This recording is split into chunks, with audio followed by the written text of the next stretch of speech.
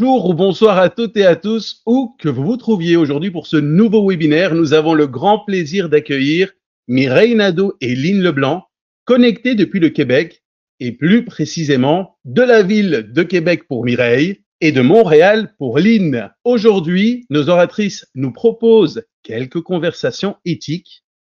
Bonsoir, ou plutôt, bonjour Mireille et bonjour Lynn. Bonjour Yotis, bonjour à vous tous et toutes, coach de la francophonie. Un plaisir d'être avec vous aujourd'hui. Oui, bonjour à tous, ça nous fait bien plaisir d'être là. Alors, comment allez-vous? Comment vous sentez-vous aujourd'hui? Ça va très bien, très enthousiaste d'être là, un peu fébrile évidemment, mais très heureuse. Oui, je rejoins pas mal Mireille aussi. L'enthousiasme est là, bien évidemment. Un peu de fébrilité, là, à l'orée de ce webinaire. Alors, moi, je vois beaucoup de luminosité de votre côté. Alors, merci de nous envoyer autant de lumière. Alors, lors des préparatifs, Mireille et Lynn, je vous ai entendu utiliser un terme que je n'ai pas compris. Alors, c'était tabarouette, tabarouite, là quelque part. Je suppose que c'est un vocable du Québec. Comment pouvez-vous définir ce mot pour celles et ceux qui ne parlent pas le québécois? Alors, c'est un juron qui est très poli, en fait. Beaucoup plus poli que d'autres mots qui lui ressemblent. Donc, voilà, c'est notre façon bien polie de s'exclamer par certains moments. Ouais, en fait, si je vous dis je suis contente en tabarouette d'être là, ça veut dire que je suis pas mal contente d'être avec vous. Exactement. On pourrait aussi l'utiliser pour un moment moins heureux. Ah. Et comment le dit-on? Tabarouette, c'est ça? Tabarouette. Tabarouette, ok. Alors, je n'ose pas vous poser l'autre question sur Taber, celui qui termine par un cl, Taber 111, pour rester dans une éthique socio-langagière irréprochable. C'est de mise aujourd'hui, l'éthique, oui, exact, Yotis. Alors, nos deux oratrices du jour ont en commun leur passion pour le coaching et pour l'éthique, impliquée de différentes façons au sein des activités du comité éthique et déontologie d'ICF Québec. Elles sont bien fières d'avoir mis en place des ateliers de réflexion éthique et c'est ce qui leur a donné l'élan d'animer aujourd'hui ce webinaire. Commençons par Mireille Nadeau. Mireille, tu es coach certifié PCC et formatrice spécialisée dans le développement du leadership au sein des organisations, passionnée par le développement du leadership et l'évolution des comportements humains et organisationnels. Mireille, tu es aussi praticienne certifiée pour administrer et fournir la rétroaction en lien avec l'évaluation à 360 degrés Leadership Circle Profile. Tu interviens comme formatrice et comme coach auprès de gestionnaires et d'exécutifs dans plusieurs moyennes et grandes entreprises, de même que dans le secteur public et les grandes sociétés d'État. Tu as d'ailleurs été pendant 7 ans proche collaboratrice de l'École nationale d'administration publique dans le cadre d'un important programme de développement du leadership destiné aux gestionnaires de la fonction publique québécoise. En plus d'y intervenir comme coach, en individuel et en groupe, tu y as enseigné 2 cours, fondement du leadership conscient et transformationnel et l'approche de coaching en gestion. Mireille, tu as été membre du comité éthique et déontologie d'ICF Québec pendant 4 ans, dont une année à titre de responsable du comité et administratrice OCA. Tu continues ton implication en animant des ateliers de réflexion éthique. Tu es reconnue pour ta capacité à susciter rapidement la confiance et l'introspection, ton authenticité et heureux dosage entre douceur, rigueur et courage. À ton tour, Lynn Leblanc. Lynn, tu es active dans le coaching depuis plus de 20 ans. Formatrice en coaching pendant 12 ans dans une école européenne, tu as fait accréditer ton programme de formation par l'ICF en 2013 et deviens ainsi l'une des écoles reconnues par l'ICF sur le territoire québécois. En parallèle, tu collabores à la formation des coachs en Polynésie française où tu prêtes main forte à un collègue européen. Toujours comme formatrice, tu participes également au développement des habiletés de coaching et des leaders dans plusieurs organisations québécoises en offrant des formations sur mesure. Au-delà de ton rôle de formatrice qui est, selon toi, je te cite, indissociable de son rôle de coach, Lynn, tu interviens en coaching avec une clientèle de leaders venant de différents milieux. Tu offres également des services de mentorat pour les coachs désireux d'obtenir leur accréditation. Tu as fait partie du conseil d'administration d'ICF Québec pendant plusieurs années et tu y as assumé la responsabilité de différents comités avant de devenir présidente d'ICF Québec. Lynn, tu es reconnue pour ton leadership et tes grandes habiletés de communication, en plus de tes capacités relationnelles qui te confèrent la crédibilité dans tous les milieux où tu interviens. Mireille et Lynn, maintenant qu'on vous connaît un tout petit peu mieux, que pouvez-vous rajouter pour que l'on puisse en savoir davantage sur vous? Je pourrais dire de mon côté que je suis une grande passionnée de plein air, particulièrement les randonnées en montagne. Alors, où que vous soyez dans le monde, si vous avez des belles montagnes autour de vous, c'est possible que vous m'y rencontriez un jour. Quoi vous dire de plus? Ce qui me vient spontanément aujourd'hui, c'est de vous dire que j'ai un fils qui a aujourd'hui 26 ans, et qui est donc né un peu avant ma passion pour le coaching, et qui a probablement été le maître à penser idéal pour m'aider à évoluer dans cette sphère de l'accompagnement. Mon fils a été, voilà, il m'a permis de voir les meilleurs et probablement les pires côtés de moi-même. Merci. 2 secondes. 2 secondes. Alors, merci Mireille, merci Lynn. Alors, vous allez nous présenter Conversation éthique. Qu'est-ce qui vous a poussé à nous présenter ce webinaire plutôt qu'un autre? Au départ, c'est certain que ce que nous voulions vous présenter, ce n'était pas une présentation théorique, mais beaucoup plus un espace d'intimité, un espace de recul où nous pourrons partager à voix haute avec vous nos malaises, nos questionnements, donc aussi nos vulnérabilités par rapport à certaines situations de coaching. Donc, c'est cette expérience-là qu'on a envie de vous faire vivre avec nous et en même temps que nous réfléchirons avec vous. Parce que j'ai peut-être envie d'ajouter qui m'habite actuellement, là, maintenant qu'on y est pour vrai, c'est l'intention d'ouvrir un espace, d'offrir un espace pour que la conscience de notre rôle de coach puisse encore plus s'exprimer. Voilà, c'est ce qui me vient. Merci Mireille, merci Lynn. Je vous invite à commencer votre présentation et moi je m'éclipse et reste connecté vocalement comme d'habitude. Merci Yatis. Alors Mireille, voilà, après cette introduction, rappelons un peu comme tu viens de le dire, hein, tu viens un peu de nous mettre la table. À l'invitation que nous vous faisons aujourd'hui, c'est vraiment d'expérimenter avec nous ce qu'est ce processus de réflexion éthique par rapport à des situations qu'on peut être appelé à vivre comme coach. Alors, comment s'interroger sur ce qui est vraiment touché et de prendre cette prise de recul-là pour voir qu'est-ce qui se passe en moi, qu'est-ce que ça évoque, tout ça, avant, bien sûr, d'aller consulter notre code de déontologie pour avoir un éclairage sur les bons gestes à poser ou les gestes justes à poser, je dirais. Alors, important de vous dire à ce stade-ci que les situations dont nous allons vous parler aujourd'hui sont inspirées de cas que nous avons vécus ou dont on nous a parlé. Donc, ce ne sont pas des situations, c'est pas une situation qui m'appartient en propre, de la même façon que celle de Mireille n'est pas une situation qui lui appartient en propre, pardon. Donc, je vous dis ça déjà d'entrée de jeu. Alors, le déroulement de ce webinaire, c'est qu'à tour de rôle, Mireille et moi allons amener une situation sur laquelle nous discuterons de ce qui est effectivement interpellé par cette situation-là et nous allons voir comment, dans ces situations-là, quelles sont les bonnes questions à se poser finalement avant d'aller consulter notre code qui ultimement va nous guider bien évidemment, mais par rapport à quel type de questionnement, par rapport à ce que je vis, hein, parce que c'est de là que ça va partir, par rapport à ce que je vis moi.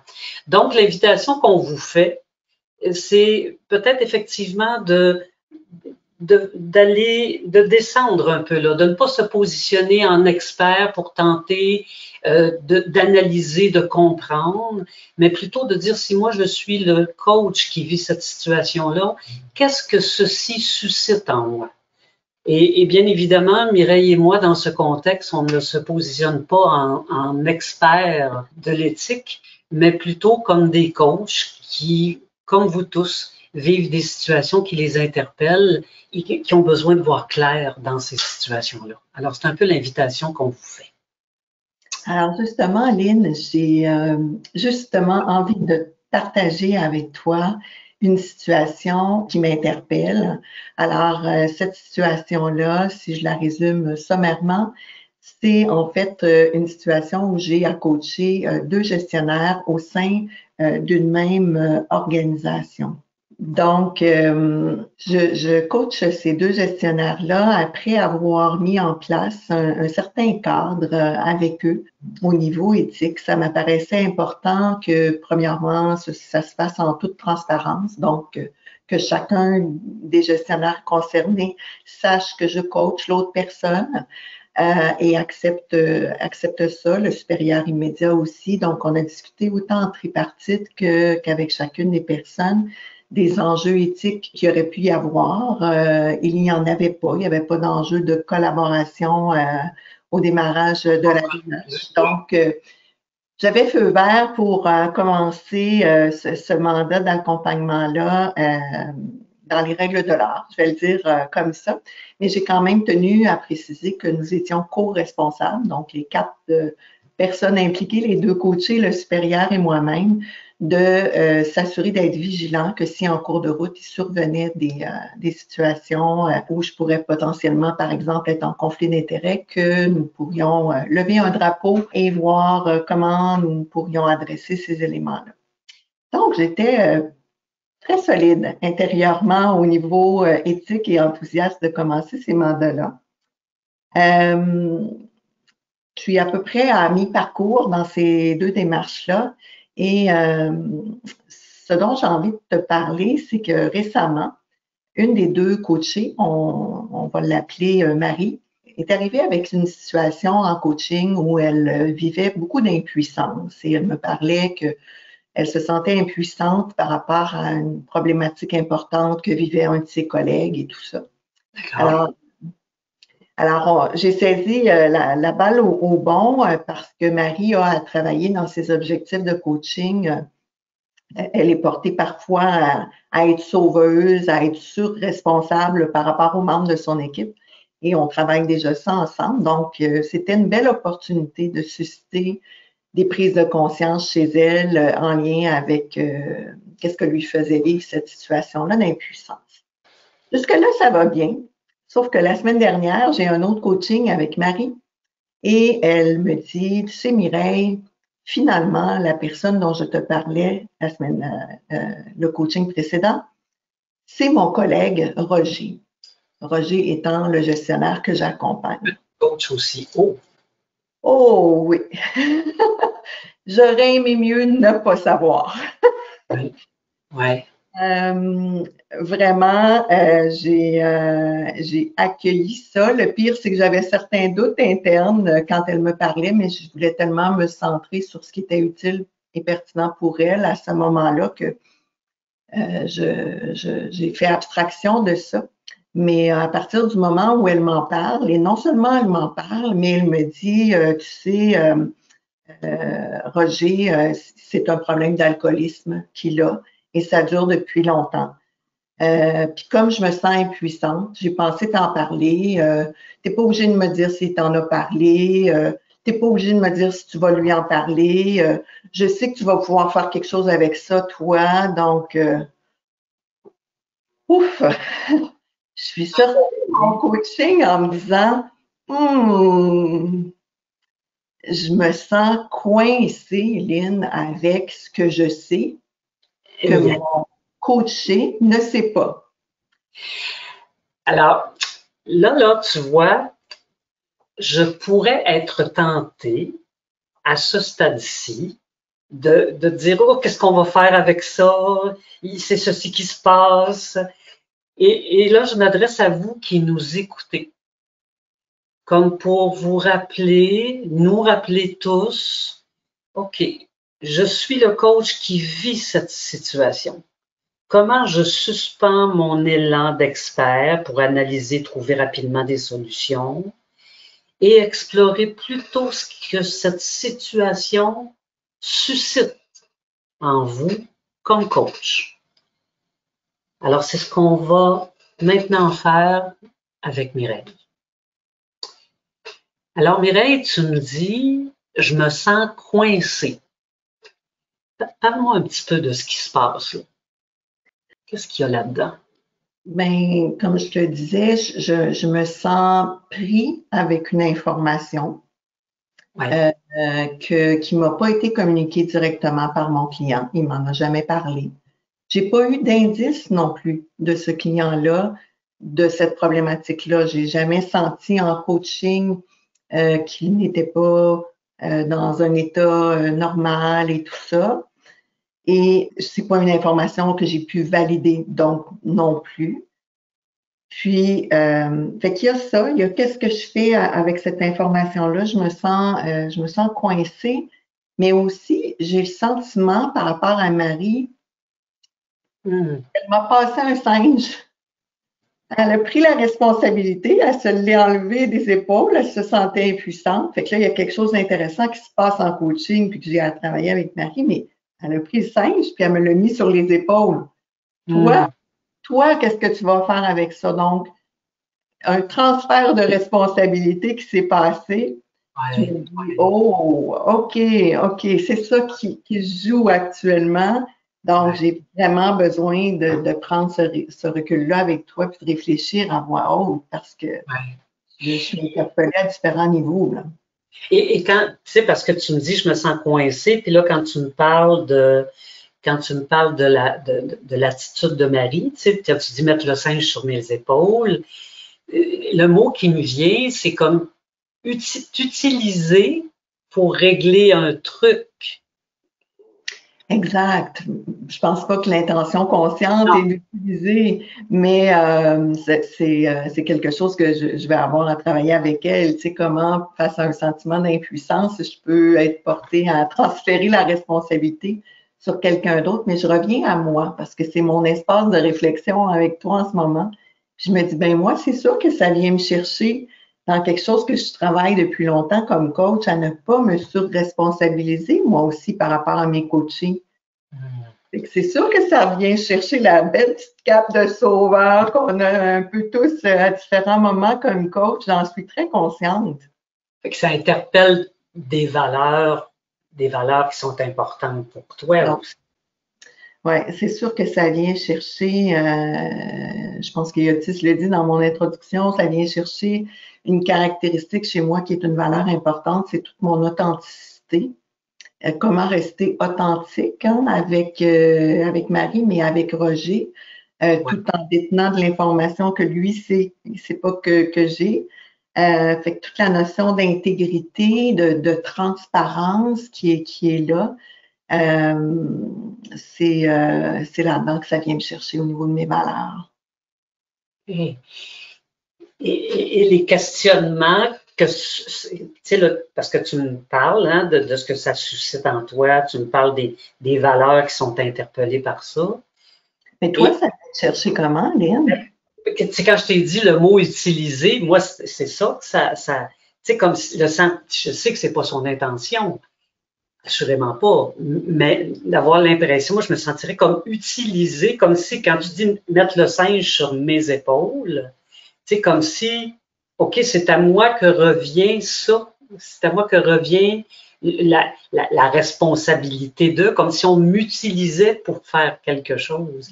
Alors, coincé, je pense, parce que l'utiliser, c'est pas chez moi que ça se passe, là, mais d'être coincé dans ça, je pense que ça vient aussi me chercher beaucoup.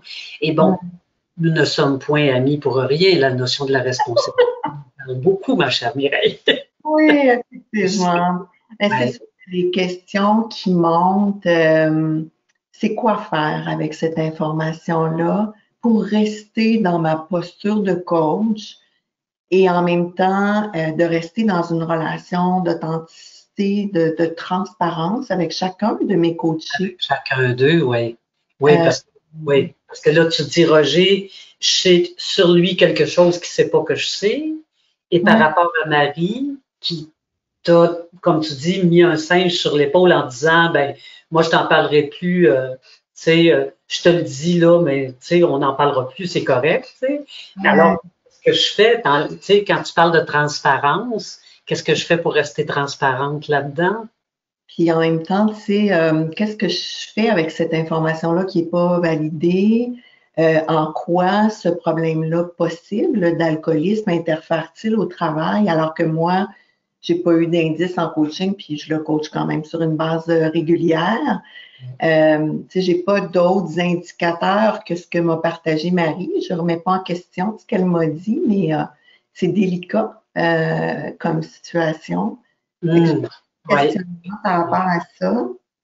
Puis, je me questionne beaucoup justement, tu sais, par rapport au fait que je veux pas tomber dans le piège de surresponsabilisation.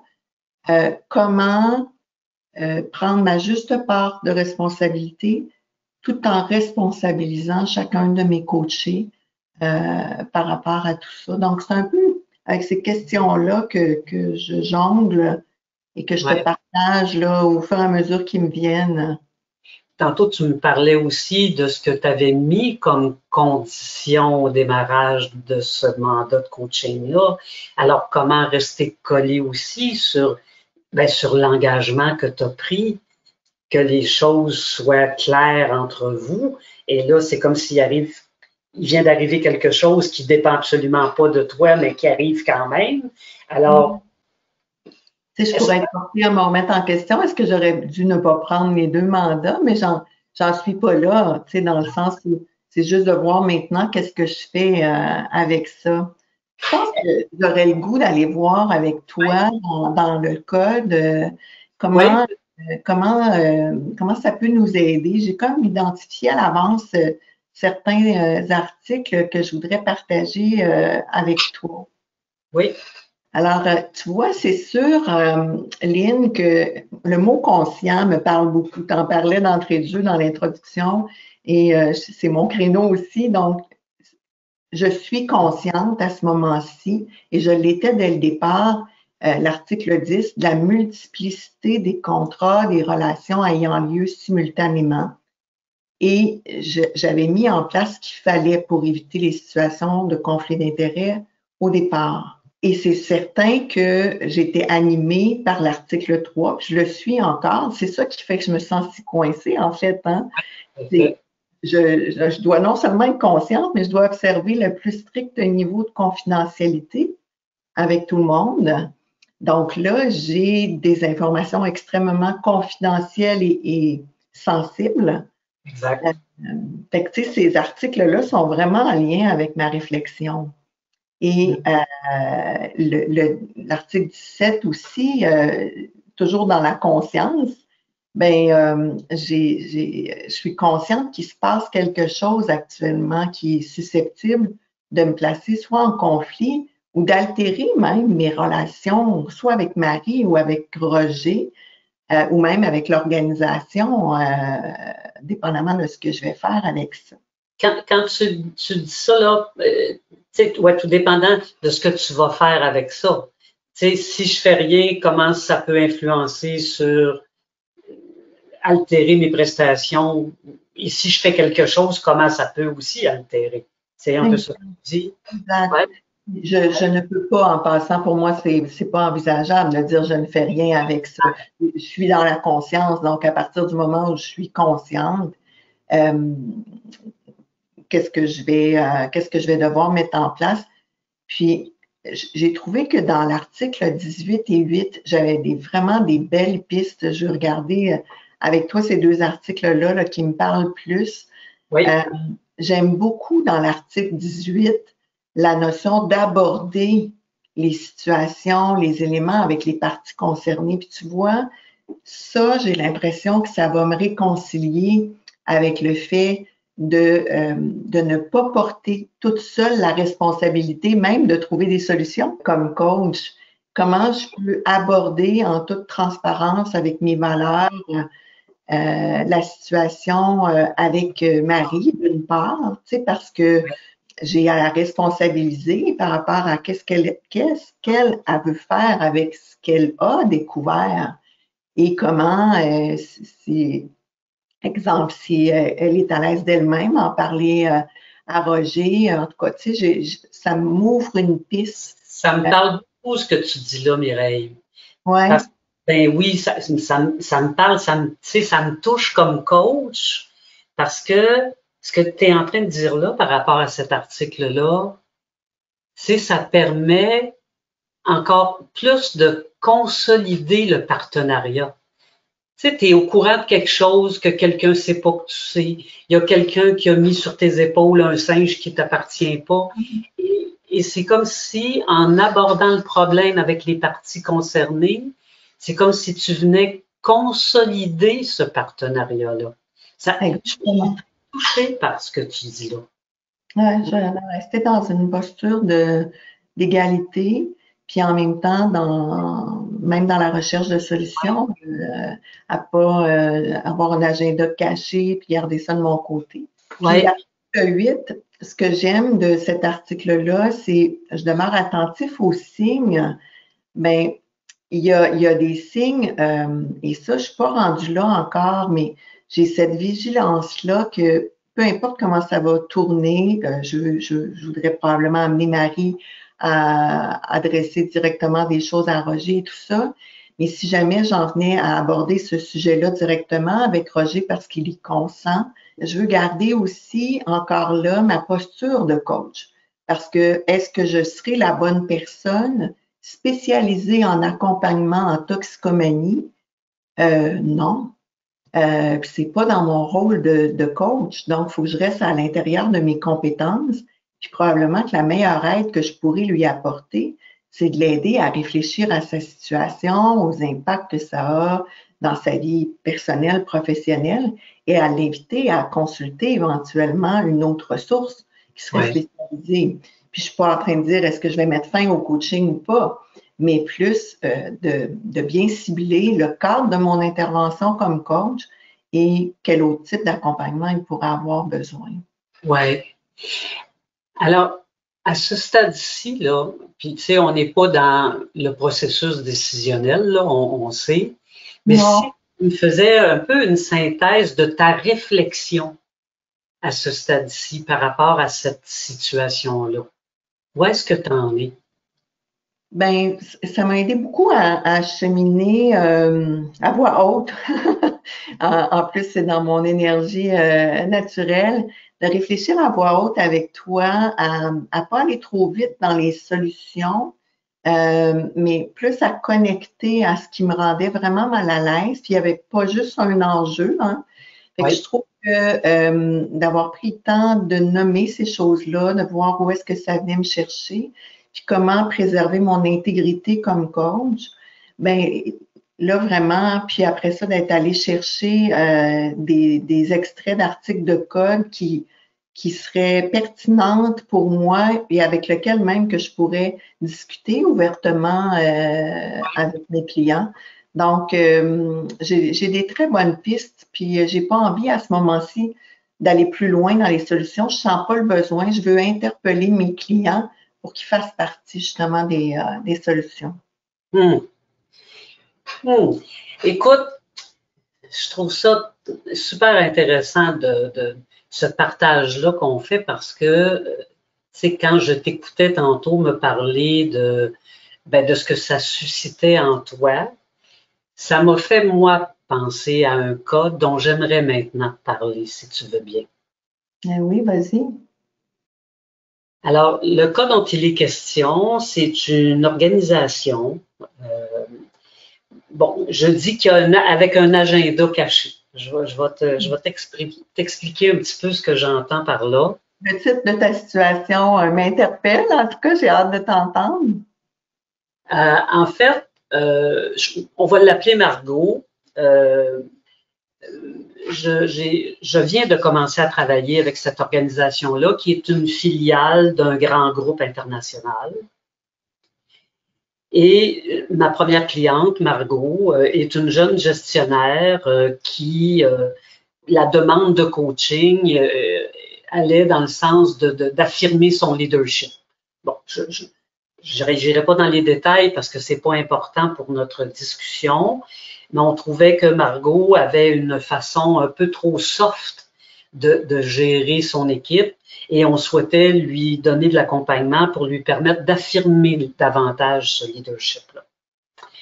Alors voilà, donc je suis en démarche avec Margot depuis quelques mois. Les choses vont somme toute assez bien. Margot me dit avoir du feedback très positif de la part de son supérieur.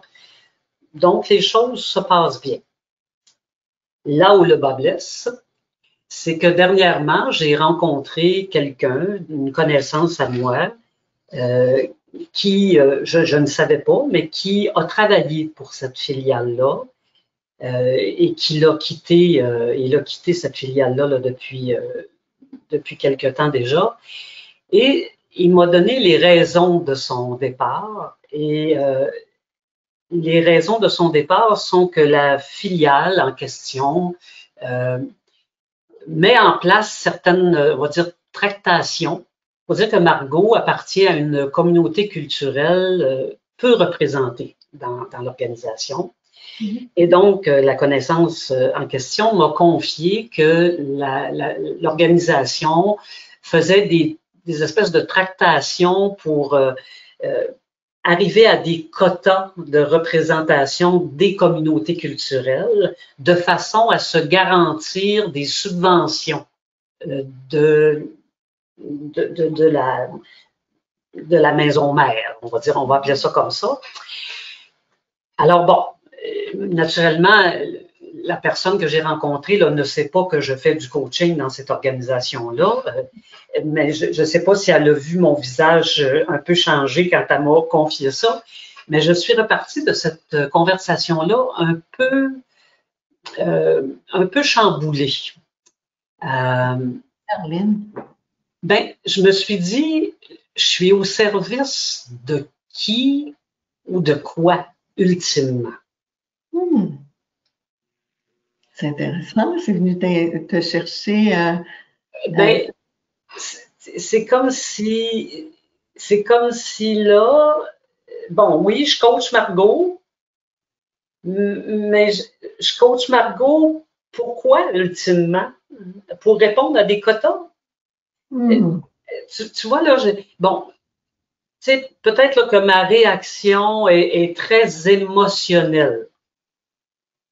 Okay? J'aime bien de challenger. C'est comme si, tu sais, tantôt, tu as utilisé le mot tractation, puis là, c'est comme si tu questionnes sur est-ce que c'est noble l'intention de l'organisation?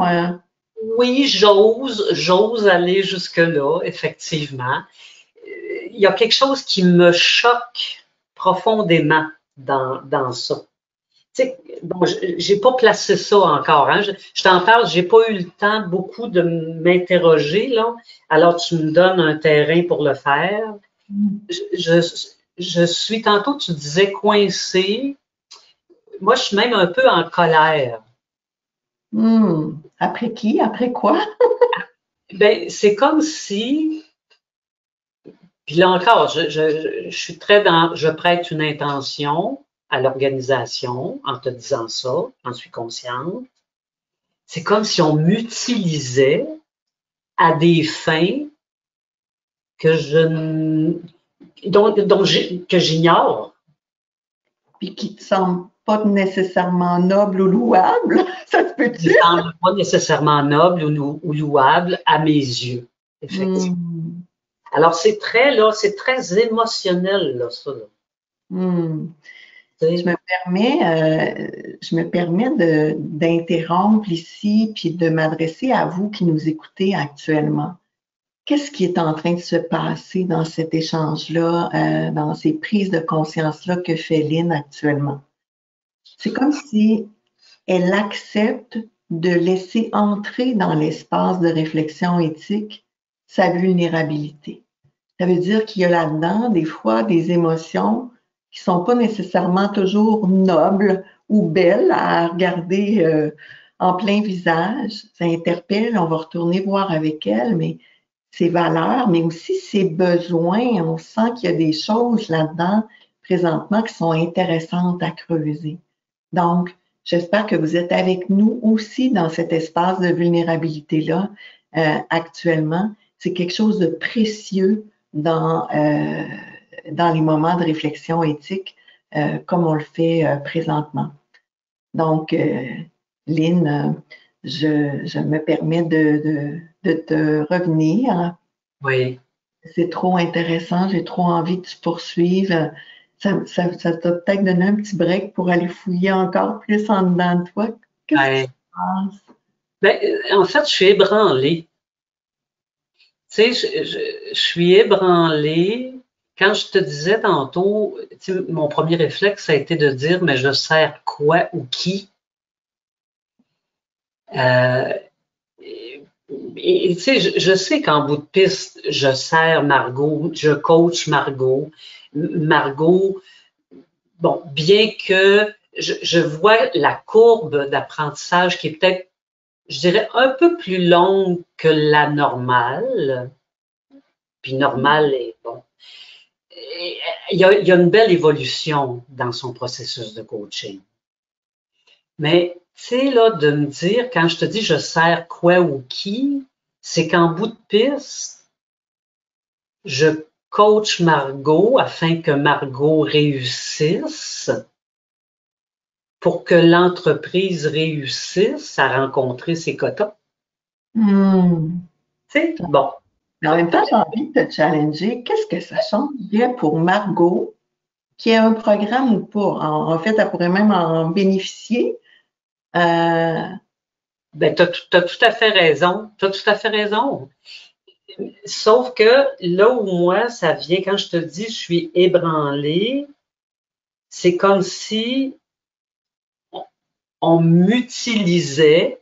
Tu sais, j'ai employé le mot utiliser tantôt, et c'est comme si on m'utilisait à des fins et qu'on n'a pas daigné, tu sais, me mettre sur la table ces informations-là.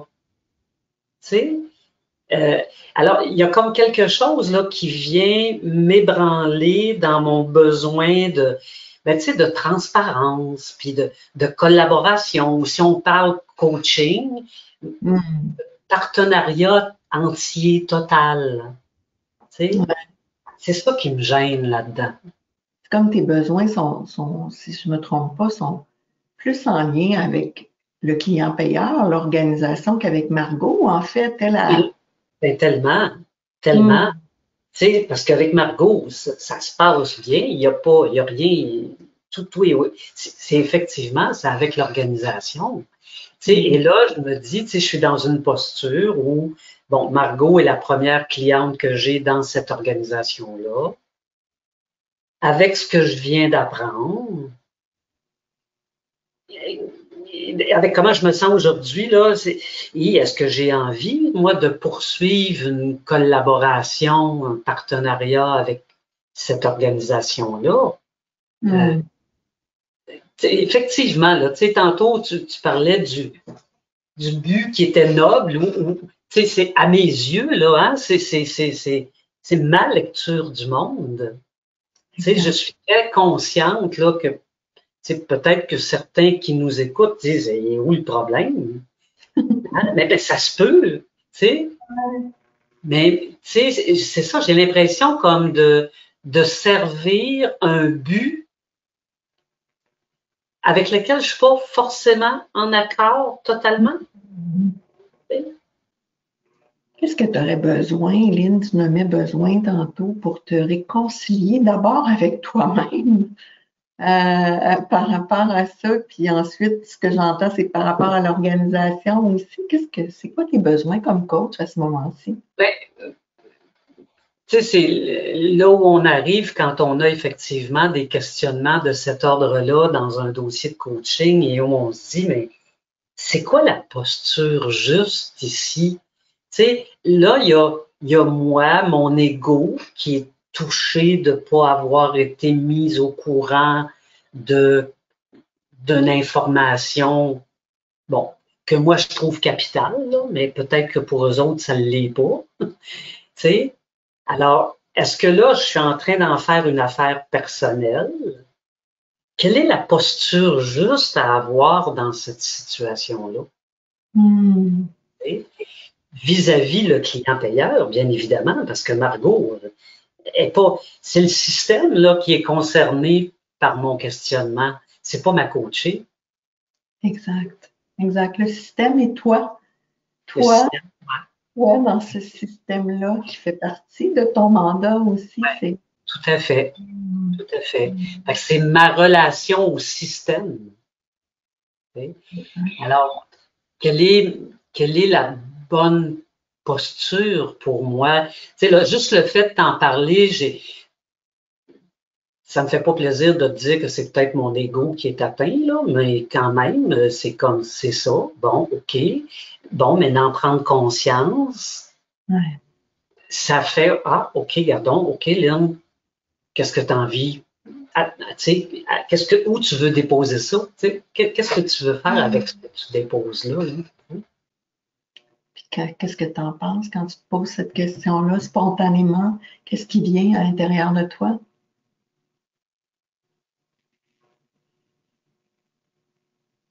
Ben, il est clair que j'ai envie d'agir en professionnel, ce que je suis.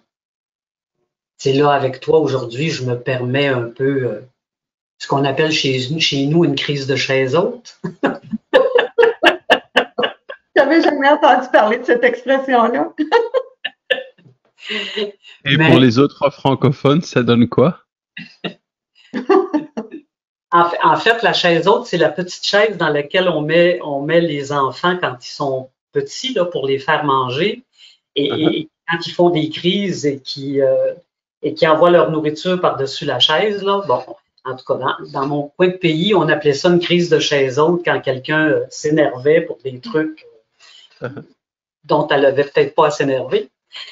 Alors, voilà. Donc, c'est peut-être juste une crise de chaise haute et le fait de t'en parler, déjà, ça calme un peu le jeu, tu sais. Déjà, ça me permet un peu plus de calme à l'intérieur. C'est ça qui se dépose comme émotion, qui se transforme actuellement. OK. Bon, maintenant, si on allait voir un peu dans le code, qu'est-ce qu'il y a là qui peut nous guider? Alors, c'est l'article 2. Je définis avec mes clients payeurs portant sur les rôles, les responsabilités, les droits de toutes les parties concernées. Est-ce que dans cet article-là, il y a de l'information pour moi pour peut-être m'asseoir avec le client payeur et mettre les choses sur la table pour qu'elles soient transparentes pour la suite des choses, si suite des choses il y a? Oui, puis tu sais, il y a un autre bout qui m'interpelle, moi, dans cet article-là que tu nommes, c'est le droit de toutes les parties concernées. Tu es une partie concernée, tu sais. Tu as des droits. C'est un peu là-dedans qu'on dirait que tu t'es senti tantôt brimé d'une certaine façon, et sans pouvoir l'exprimer. Tu me l'as exprimé à moi, mais pas partager ça avec le client payeur. Ouais. Tu sais, bon, là, j'ai un point d'interrogation. Est-ce que cette demande-là que je fais aujourd'hui devant toi, là, est-ce que cette demande-là est légitime pour le client payeur? Tu sais, mais en tout cas, il y a quelque chose là à méditer, j'ai envie de dire. Quand tu dis est-ce qu'elle est légitime, c'est quoi ta demande? Qu'est-ce qui te vient? Ben, légitime, dans le sens, est-ce que le fait d'être au courant de la situation, le fait qu'on m'informe, est-ce que c'est légitime que je demande à être informé de ça? Est-ce que c'est légitime que je dise qu'en tant que coach, en tant que partenaire de cette organisation-là, cette information-là aurait pu m'être donnée. Qu'est-ce que tu penses? À ce stade-ci, là, j'ai encore trop de brume, là. Mais je pose la question. OK. Quand je regarde l'article 8, je demeure attentif aux signes indiquant un changement dans la valeur reçue de la prestation de coaching. Là où aujourd'hui, ça me parle, c'est maintenant que je sais ce que je sais, comment je vais être vigilante sur le fait que ça ne change pas la valeur reçue pour Margot. Donc, c'est en jeu actuellement? Non, mais ça me dit, OK, c'est important de distinguer ça, de distinguer les deux choses. Tu sais, Margot, tout va bien avec elle, mais comme je sais maintenant ce que je sais, tu sais, je ne souhaite pas que ça change la valeur de ce que je lui propose comme démarche. Tu sais. Bon, mais ça, je suis dans la volonté que ça n'ait pas d'incidence sûre. Tu sais. Exact. Mais je veux rester comme très ancré là-dedans. Là, tu sais. Et bon, l'article 11, elle me parle, tu sais, je gère activement toute différence de pouvoir ou de statut entre le client et moi-même qui pourrait être causée par des problématiques culturelles, relationnelles, etc. Est-ce que cette situation-là a une incidence sur cet article-là?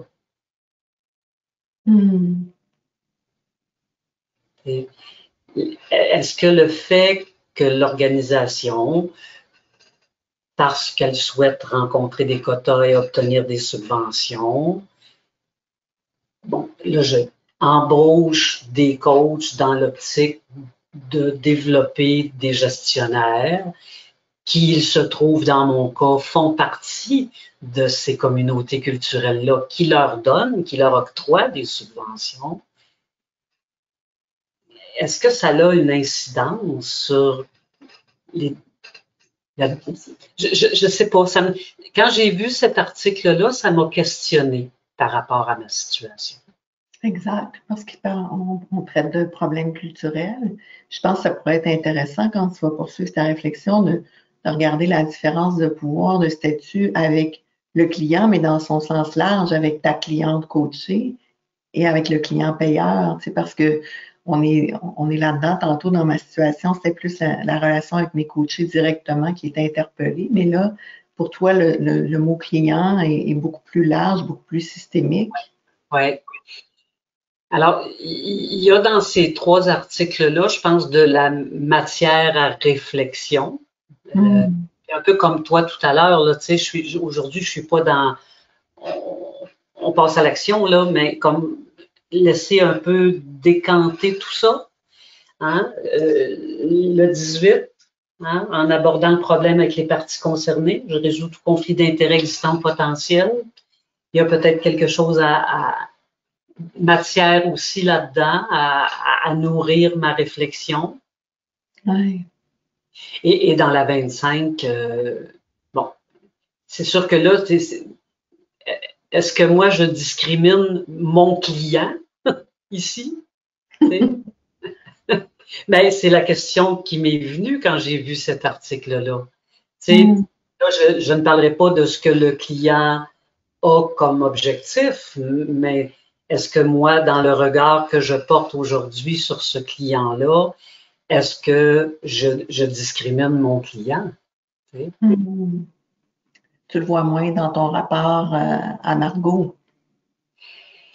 Ben, en tout cas, à ce stade-ci, tu sais, pour moi, il n'y a pas d'incidence sur Margot là, au moment où on se parle. Puis j'ai le souci que ça continue comme ça vis-à-vis Margot. Où tu en es, Lynn, à ce moment-là? il y a matière à laisser retomber la poussière de cette discussion-là. Tu sais, on ne sait jamais, hein. On ne sait jamais ce qui peut arriver dans un processus coaching. On ne sait jamais d'où ça peut arriver non plus.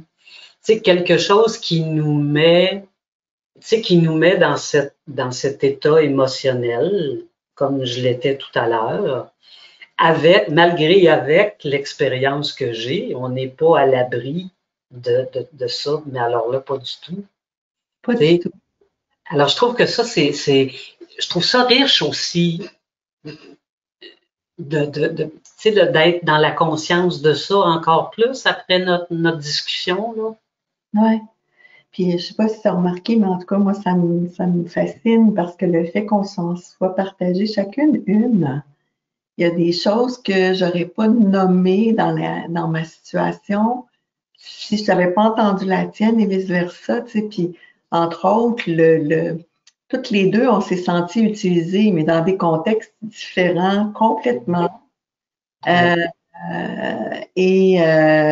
On est toutes les deux à la fois dans la conscience et dans le souci de faire ce qu'il y a de mieux pour notre client, mais on n'a pas juste un client, fait qu'il y a des enjeux. Puis, je sais pas toi, mais moi, le fait qu'on partage en commun l'article du code où d'aborder avec nos clients ces situations-là de façon très différente pour moi et pour toi, mais je trouve tellement que c'est riche cet article du code-là pour nous aider justement à prendre notre part de responsabilité comme coach, mais aussi à être dans une relation de partenariat où les autres ont quelque chose à voir dans cette relation-là, dans le maintien de cette relation-là, dans les conditions propices. Oui, oui. Utiliser les ressources de tout le système. Pas avoir sur les épaules la responsabilité de régler, mais déposer les choses pour qu'ensemble on discute de ce qui est la meilleure façon de faire. Exactement. Exactement. Ouais. Merci d'avoir osé me partager ta vulnérabilité, tes questionnements. Puis moi, en tout cas, moi, ça m'a permis de grandir autant que quand je te parlais de ma propre situation. Donc, je te remercie aussi, Mireille. Et je te laisse peut-être faire cette espèce de conclusion que tu as si bien organisée pour ta synergien et synergienne. Effectivement, à ce moment-ci, on a le goût de vous partager un peu la synthèse des étapes du processus de réflexion éthique auquel vous avez assisté, auquel vous avez été partie prenante, juste pour vous rappeler les grandes étapes. Donc, ce qui est important de comprendre, c'est que on pourrait s'en aller rapidement dans le positionnement, dans la section droite de la diapositive. C'est quoi que je vais faire, c'est quoi mes stratégies, mais c'est pas là que c'est porteur. Parce que ce qui est intéressant, c'est de prendre du recul et de la réflexion dans la section gauche de la diapositive avant toute chose. Que ce soit à deux, comme on le fait Lynn et moi, ou seul. Mais moi, comme coach, qu'est-ce que je vis dans cette situation-là, qui est un déclencheur, en fait, mais qu'est-ce qu'elle vient déclencher chez moi? D'une part, comme émotion, comme valeur, comme besoin. Hein? On a vu avec Lynn, il y avait des besoins là-dedans, comme coach, avec lesquels on a le sentiment qu'ils ne sont pas répondus. Mes malaises, mes questionnements. Et on veut se donner une vision en réflexion éthique beaucoup plus globale et systémique des enjeux. Parce que là, on a regardé les besoins de Lynn aujourd'hui, mais si on avait eu le temps, on aurait poussé plus loin aussi. C'est quoi les besoins de l'organisation? C'est quoi les besoins de chacun des coachés en ce qui me concerne? Et une fois que ces réflexions-là ont été faites, ça ne veut pas dire qu'elles sont toutes terminées, mais elles sont en processus. D'aller voir dans notre code comment il peut nous guider, nous soutenir. Tu sais, oui, c'est un code qui encadre, un code de déontologie, mais il nous guide aussi et nous soutient Donc, d'aller fouiller à l'intérieur de ces articles-là pour découvrir, vous avez vu, c'est pas toujours l'article au complet, des mots-clés qui nous interpellent et qui peuvent nous guider à la fois dans nos réflexions et dans notre positionnement. Parce qu'après ça, comme coach, on a effectivement à se positionner. Et on vous a mis une citation d'un livre intéressant, ceux et celles qui ont le goût de poursuivre la réflexion. Et René Villemur, ce qu'il nous dit, cet éthicien-là, c'est qu'en fait, on pourrait résumer le questionnement éthique avec une question puissante. C'est qu'est-ce que faire le bien et le juste dans cette situation-là? Et qu'est-ce que Lynn va répondre à ça? Qu'est-ce que moi je vais répondre? Qu'est-ce que vous êtes en train de vous répondre intérieurement? C'est pas nécessairement la même chose. Il n'y a pas de bonne ou de mauvaise réponse. L'important, c'est d'avoir considéré plusieurs éléments et d'être à l'aise avec soi-même par rapport à ce positionnement-là. Et là, après, on peut prendre une décision, choisir des stratégies, mais aussi la notion de responsabilité de toutes les parties prenantes qui est là. Donc, voilà, c'est un peu le processus qu'on a vécu avec vous aujourd'hui, Lynn et moi, en toute humilité, en toute transparence. On espère que ça vous a été utile, que nos situations qui nous interpellent vous ont aussi interpellé. Et c'est important de se souvenir que au quotidien, on en vit des situations comme coach. Est-ce qu'on prend le temps de s'arrêter pour se demander justement qu'est-ce qui nous interpelle, de prendre ce recul-là? C'est riche, c'est précieux de le faire toute seule ou de le faire à deux ou en groupe, comme vous le souhaitez. Mais c'est important de le faire. Je pense que c'est ça, incarner l'état d'esprit du coaching. Qu'est-ce que tu en penses, Lynn? Je suis tout à fait avec toi, ma chère amie. Tout à fait. Merci beaucoup d'avoir été là. C'est vraiment toujours enthousiaste, moins fébrile qu'il y a une heure. Drôle, hein? Exactement. Merci beaucoup. Et là-dessus, Yatis, on est soucieuse. On a parlé beaucoup, Lynn et moi, puis on est soucieuse de vous entendre maintenant. On aimerait ça, accueillir vos questionnements, vos réflexions. Donc, Yatis, est-ce qu'on a quelque chose qui se passe dans le chat à ce niveau-là? Alors oui, il y a des réactions. Alors, je vais prendre quelques commentaires.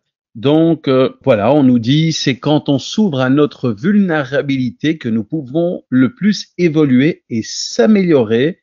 Merci d'en parler.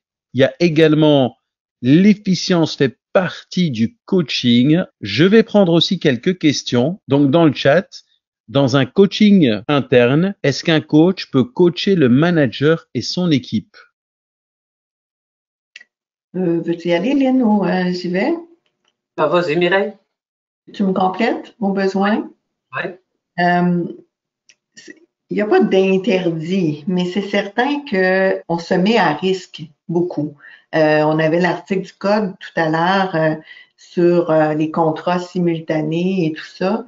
Déjà, vous avez vu dans ma situation, il y avait deux gestionnaires de même niveau, donc il n'y avait pas de relation hiérarchique entre les deux et ça amenait quand même des enjeux, même si on ne les avait pas identifiés au départ. Dans une relation où il y a un lien hiérarchique entre deux personnes qu'on coach en même temps, en quoi ça peut, j'ai envie de vous renvoyer des questionnements parce que Lynn et moi, on avait dit on n'est pas un expert ici aujourd'hui, mais en quoi ça peut affecter votre relation de confiance avec chacune des personnes. Par exemple, le manager, s'il vous confie vouloir faire une réorganisation, et devoir couper des postes et qu'un des gestionnaires que vous coachez est concerné, comment vous pouvez rester neutre, impartial et dans votre relation de confiance avec à la fois le leader de cette organisation-là et un de ses relevants directs? C'est ce que j'aurais envie de vous répondre à ce moment-ci, Lynn. Je ne sais pas si tu veux compléter. Effectivement, je suis tout à fait alignée avec toi. Il n'y a pas une bonne réponse. C'est dans ce qui m'est offert ici comme mandat de coaching. Qu'est-ce que ça veut dire mettre les conditions gagnantes pour que chacun tire le maximum de sa démarche de coaching et sur quel terrain ça peut m'amener et comment je suis confortable dans ça. Tu sais, et ça, le code ne dit pas oui, non. Le code dit comment il est important que je sois vigilant à mettre ces conditions-là. Après, chacun de nous a peut-être un niveau de confort différent. Ouais. Est-ce qu'il y avait Alors, d'autres questions, une autre question, oui. Alors, quelle différence faites-vous entre éthique et déontologie? Alors, je vais te laisser commencer cette fois-ci, Lynn. En fait, la déontologie, c'est le cadre. Hein? C'est les concepts qui encadrent une profession. Je vais dire ça comme ça.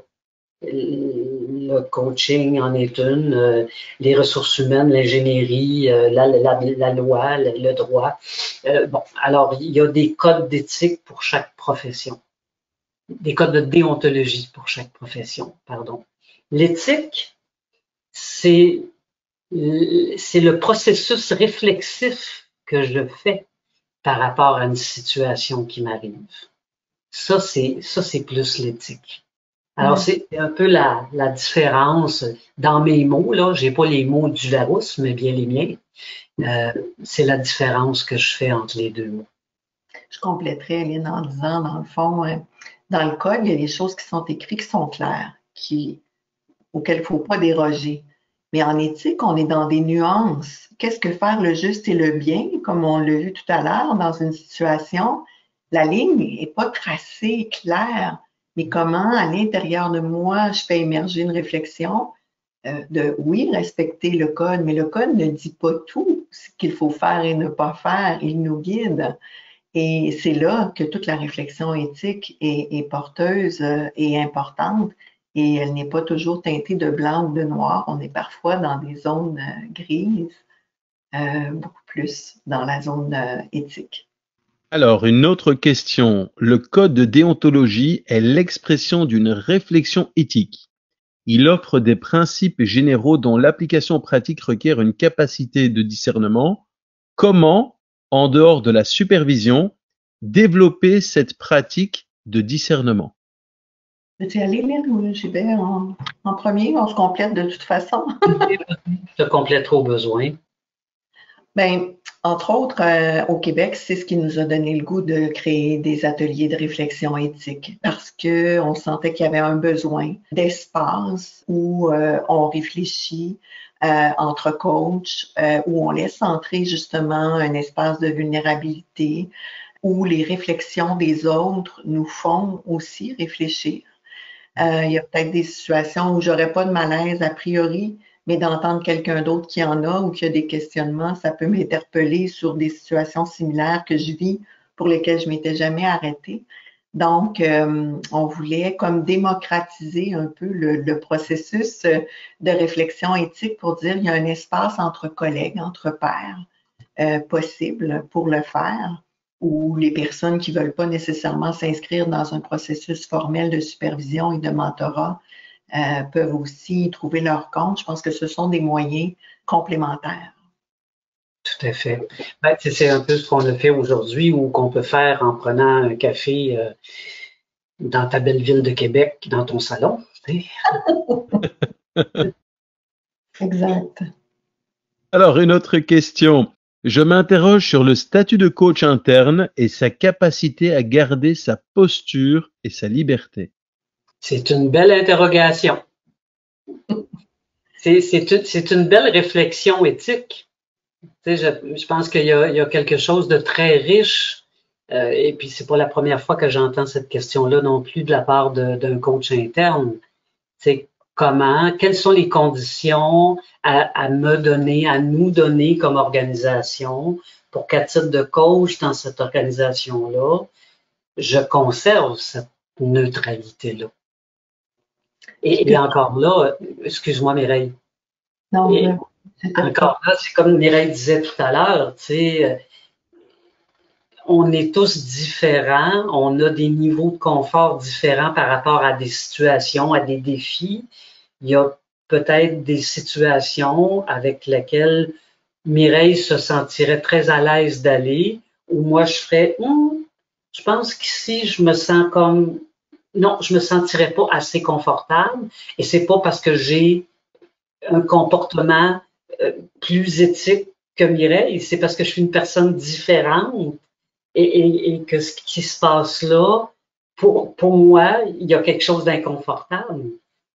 Alors, c'est c'est un beau questionnement.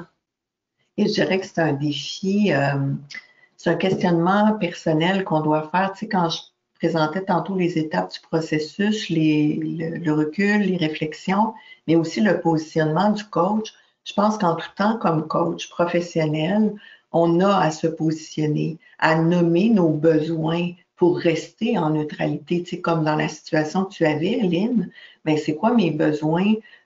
C'était pas tant pour rester en neutralité par rapport à Margot, mais pour toi, tes conditions propices de partenariat avec une organisation, tu as des besoins que tu voulais te permettre d'exprimer. Et c'est la même chose et c'est encore plus vrai comme coach interne de voir, pas juste une fois au début, le faire, mais régulièrement de se positionner et de se questionner sur est-ce que je me sens, est-ce que j'ai les conditions propices pour me sentir neutre et impartial? Et sinon, ben, est-ce que je vais aller chercher d'autres sources extérieures ou, tu sais, et dans ce sens-là, les articles de code qu'on a vus avec vous aujourd'hui peuvent être super intéressants. Mais c'est un questionnement qui n'est pas à faire juste une fois. C'est en continu qu'on doit se poser ces questions-là et continuellement se repositionner comme coach, puis aller visiter à l'intérieur de nous qu'est-ce qui nous rend inconfortables, puis de les adresser au fur et à mesure avec nos clients payeurs et tout ça. Alors, une autre question avec le développement rapide des plateformes de coaching virtuel. Comment voyez-vous l'impact sur l'éthique des coachs qui profiteraient de ces nouvelles opportunités? Je suis pas certaine de comprendre la. Je suis pas certaine de comprendre l'enjeu de la question. Tu veux répéter, Otis? Oui, bien sûr. Avec le développement rapide des plateformes de coaching virtuel, comment voyez-vous l'impact sur l'éthique des coachs qui profiteraient de ces nouvelles opportunités? Est-ce qu'on pourrait se permettre à ce moment-ci de demander à la personne qui pose la question quel est le malaise éthique que lui ou elle, ça lui soulève?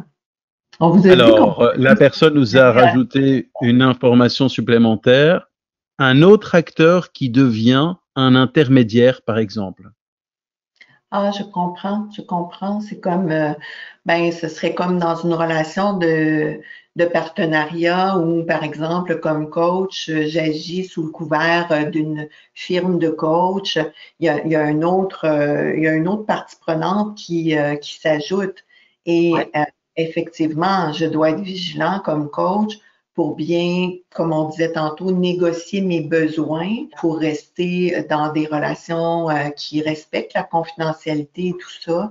Donc, de définir non seulement des contrats avec nos clients, mais avec notre partenaire d'affaires aussi. Puis dans ce cas-ci, ce sera un partenaire d'affaires technologique. Là. Mais si je comprends bien la question, c'est comme ça que je lui répondrai. Je sais pas, Lynn, si tu vas dans le même sens que moi. Oui, on peut être rappelé effectivement à avoir des mandats d'une firme qui agit par exemple comme mandataire du coaching dans une organisation et qui nous confie des mandats de coaching.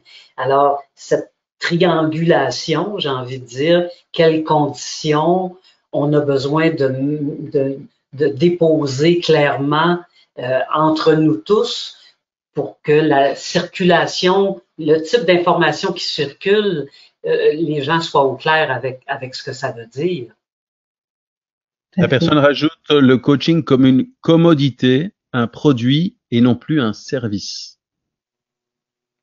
Ah, c'est un point de vue. Comment faire en sorte que ce ne soit pas le cas? Alors, une autre question. En cas d'éventuel conflit lié à l'éthique avec un client, pourriez-vous rappeler quelle instance, quelle procédure peut offrir au coach une voie de dialogue et de recours au sein d'ICF? Veux-tu y aller, Lynn? Ouais, ben, là, on parle d'un recours pour le coach. C'est dans la question, Yotis? On parle d'un recours pour le coach ou d'un recours pour le client? Alors, je vais retrouver la question parce que je suis déjà ailleurs. En cas d'éventuel conflit lié à l'éthique avec un client, Oui. pourriez-vous rappeler quelle instance, quelle procédure peut offrir au coach une voie de dialogue et de recours au sein d'ICF? Ouais. Ben, chez ICF Global, il y a entre autres un comité aviseur où un coach qui a des questionnements peut poser ses questions et obtenir des réponses par rapport à ces questionnements.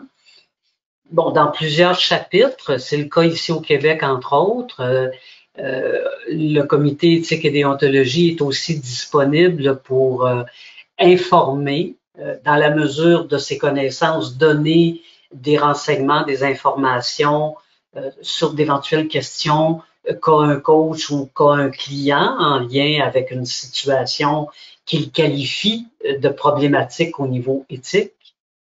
Et bien évidemment, je dirais la première recommandation qui est donnée, c'est toujours de comment on peut s'asseoir ensemble et regarder ce qui a peut-être été interprété, qui n'est pas forcément l'intention de l'interlocuteur, mais l'interprétation de l'autre personne. Donc, comment on peut effectivement favoriser ce dialogue-là, parce qu'il y a, je dirais, la majeure, en tout cas, pour les années où j'ai été au comité éthique, la majeure partie des questionnements se règlent dans cette conversation-là qu'on invite les gens à avoir ensemble. Et ça ne devient pas quelque chose qui devient une plainte formelle auprès d'ICF, par exemple. Parce que c'est sûr qu'il y a le mécanisme de plainte formelle qui peut embarquer, mais effectivement, en amont, et probablement, moi aussi, là, quand on était au comité, on reçoit de la part des coachs, de la part des clients, certains questionnements. Il y a beaucoup d'éducation à faire, à la fois chez les coachs et à la fois chez les clients, de c'est quoi justement les conditions à mettre en place pour éviter de se retrouver dans des situations, tu sais, dans les contrats notamment, dans les éléments qu'on met en place au début. Mais vous avez vu dans ma situation, au fur et à mesure, il peut survenir d'autres éléments. Donc, qu'est-ce qu'on met en place comme entente claire pour s'assurer que tout le monde se sent respecté dans ses droits, puis dans l'éthique à avoir là, dans les situations. Ce que je m'aperçois, Lynn, je sais qu'on a déjà échangé là-dessus, je me permets à ce moment-ci, ce que je m'aperçois dans les questions qui nous sont soulevées, c'est que souvent, on va nous interpeller comme expertes et on veut avoir une réponse à des questions. C'est souvent ça en éthique. Même à la fin de nos ateliers de réflexion éthique, il y a des gens qui vont dire « Ouais, mais c'est quoi là que vous feriez dans cette situation-là ou qu'est-ce que vous feriez pas? » Mon Dieu, que ce serait simple s'il y avait une réponse écrite dans le code ou qu'on pouvait vous communiquer avec notre bouche, une réponse toute faite à tous ces questionnements-là. Mais c'est pas le rôle qu'on veut se donner parce que deux, on pense que c'est à l'intérieur de vous de développer ce réflexe-là de questionnement, d'aller regarder autour de vous les gens qui peuvent vous supporter dans ces réflexions-là pour faire le bien et le juste, mais qu'il n'y a pas juste une bonne réponse à ça. Alors, une autre question. Lorsque je fais partie d'une équipe de coachs qui interviennent dans une organisation, comment concilier alors les différentes perceptions d'éthique de tous ses membres? Zéline.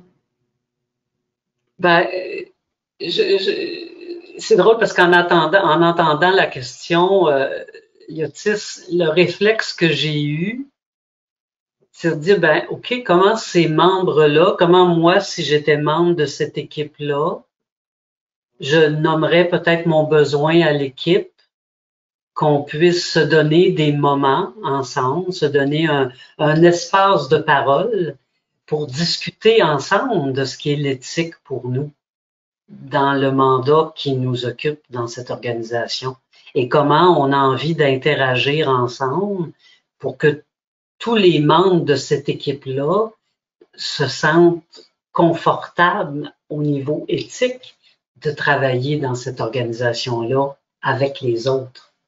C'est l'article qu'on a vu aujourd'hui ensemble qui est clé aussi applicable à cette situation-là.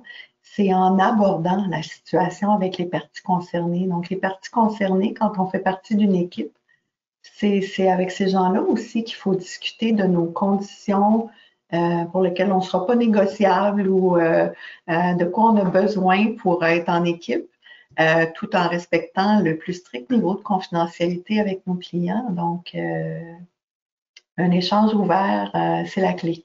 Est-ce que le client peut avoir recours à une instance au sein d'ICF pour un manquement d'éthique de la part d'un coach accrédité? Tout à fait. Oui. Il y a le comité aviseur. Il y a le comité aviseur d'ICF qui peut effectivement conseiller le client.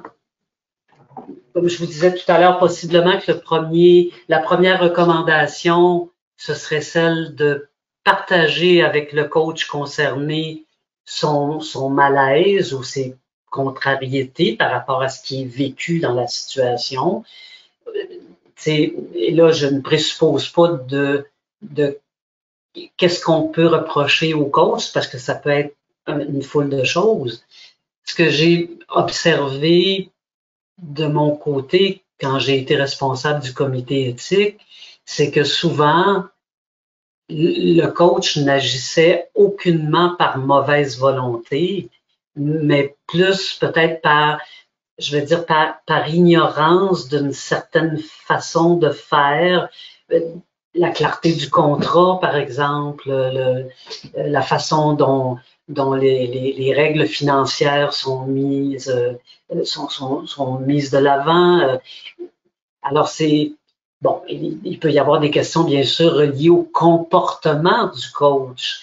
Et là aussi, est-ce que si je parle à un client qui, par exemple, est un peu dans l'état où j'étais tout à l'heure quand j'ai parlé de mon cas à Mireille, qui est comme fâché ou en colère après le comportement de son coach, est-ce qu'il est dans quelle lecture il est? Est-ce qu'il est dans une lecture émotionnelle où il y a peut-être effectivement besoin de déposer un peu des choses pour ensuite aller parler à son coach et voir, à clarifier les choses avec le coach?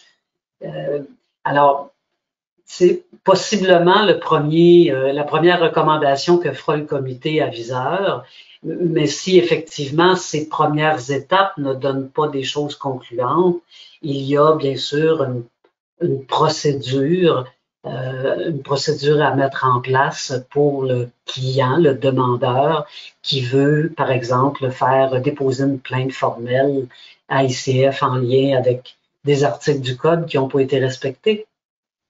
Je serais curieuse qu'on lance la question. On s'est fait lancer beaucoup de questions. C'est super intéressant.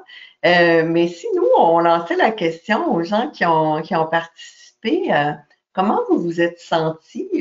Si on retourne dans l'espace de vulnérabilité, comment vous vous êtes sentis pris émotivement ou interpellé par les situations? Qu'est-ce que ça vous a fait vivre, cette expérience-là, de vous mettre dans la peau du coach qui vit la situation et non pas dans l'expert qui dit « je ferais pas ça, moi je ferais ça, il aurait dû faire ça ».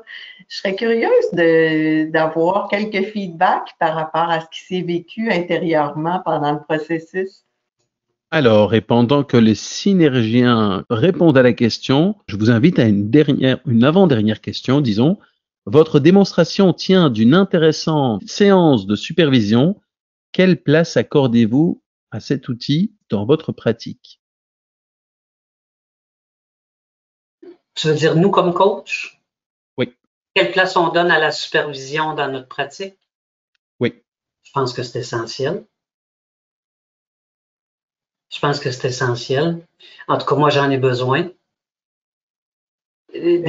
Moi, toutes les fois où j'ai eu besoin d'approfondir quelque chose de plus complexe, j'ai pas hésité à référer à une séance de supervision. Moi, je le fais de façon ponctuelle quand j'en ai besoin et c'est très, très riche pour moi. Et à défaut d'être des supervisions officielles avec Lynn, avec mes collègues au comité déontologie ou avec d'autres collègues proches de moi, je vais référer à ces personnes-là quand je veux sortir de ma tête et réfléchir à voix haute avec quelqu'un d'autre. C'est essentiel dans ma pratique.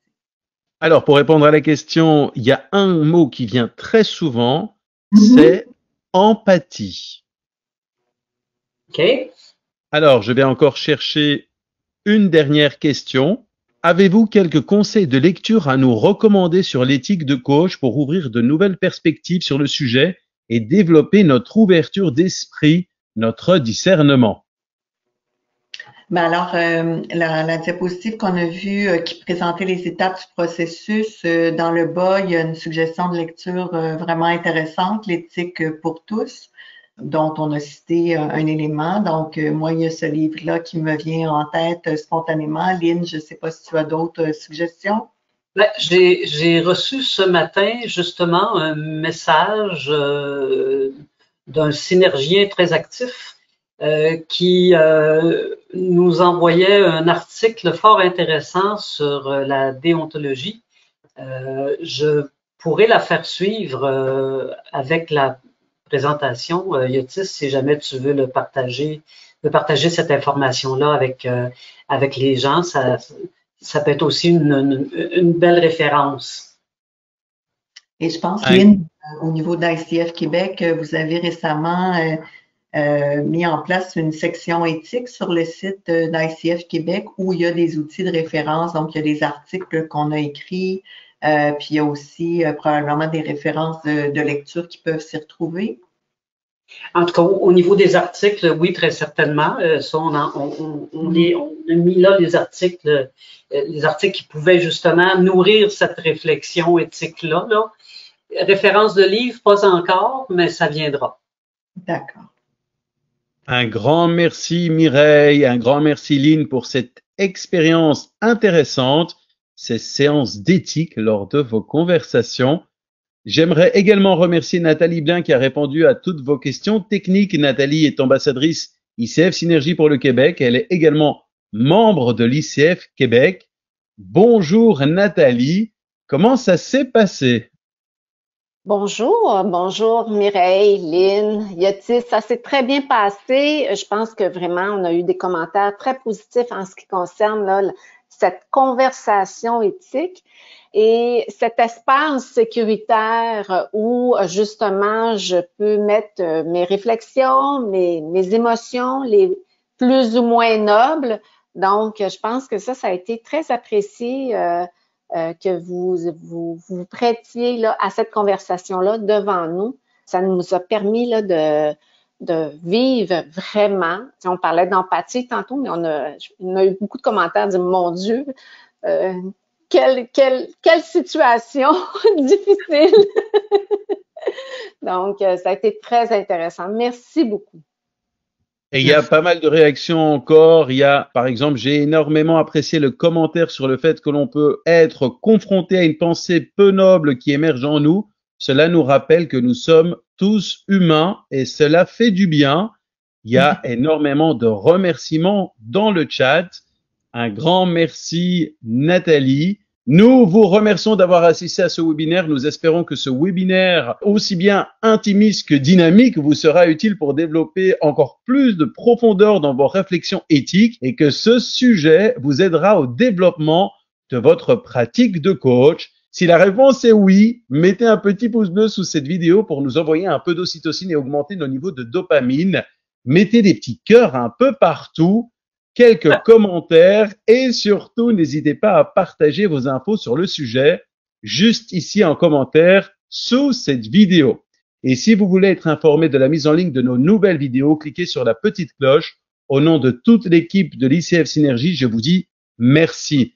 Rayonnement, synergie, ouverture, bienveillance, partage, coaching, tous ces mots définissent nos actions. Ils définissent également notre vision qui est que notre communauté francophone participe activement et internationalement au rayonnement du coaching et puisse ainsi contribuer à l'émergence d'un monde meilleur. Je vous souhaite à toutes et à tous une bonne journée ou une excellente soirée où que vous vous trouviez. Mireille, Éline, je vous laisse le mot de la fin. Alors, le mot de la fin, c'est quelqu'un d'entre vous qui l'avait prononcé, c'est le mot humain. Nous sommes des humains comme coach et merci d'avoir partagé cet espace-là avec nous et je vous souhaite de très belles et porteuses réflexions éthiques. Oui, je suis aussi très touchée à ce stade-ci du webinaire. En fait, ce que j'ai envie surtout de vous dire, c'est combien cette communauté-là est une communauté à laquelle je crois profondément. Je pense qu'on a on a une mission en tant que coach, et je vous dis ça là, de façon très humble, une contribution à apporter à notre monde, et je trouve important qu'on puisse entre nous se parler comme on l'a fait aujourd'hui, Mireille et moi, parce que c'est probablement parce qu'on touche à ça à l'intérieur de nous-mêmes qu'on est ensuite capable de toucher à ça chez nos clients. Alors, merci beaucoup d'avoir été là. Merci Mireille, merci Lynn, merci Nathalie, merci à vous toutes et tous. Au revoir. Au revoir. Au revoir.